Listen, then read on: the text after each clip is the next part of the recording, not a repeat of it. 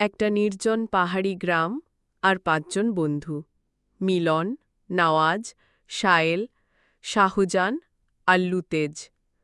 বন্ধুত্বের বাঁধনে বাঁধা ওরা, অ্যাডভেঞ্চারের খোঁজে ছুটে চলা ৫টা মন।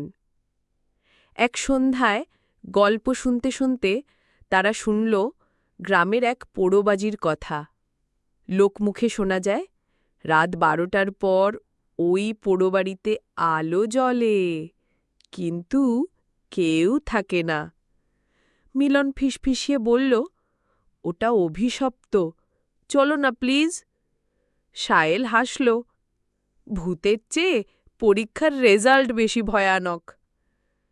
নওয়াজ টর্চ জ্বালিয়ে বলল, চলো আজ রাত্রেই যাই, সত্যিটা জানতেই হবে। রাত ১২টা, জঙ্গলের রাস্তা পেরিয়ে তারা পৌঁছালো পোড়োবাড়ির সামনে। দাঁড়িয়ে থাকতেই হঠাৎ একটা জানালায় দেখা গেল আলো জ্বলছে। সবার বুক ধকধক করে উঠল। কেউ কিছু না বলে ধীরে ধীরে ভেতরে ঢুকল। হঠাৎ গলা, ঘরোয়া কণ্ঠে, কে এসেছে?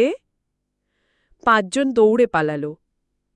পরদিন সকালে জানা গেল বৃদ্ধ এক লোক রাত কাটান ওই পোড়োবাড়িতে, কারণ তার নিজের ঘর নেই।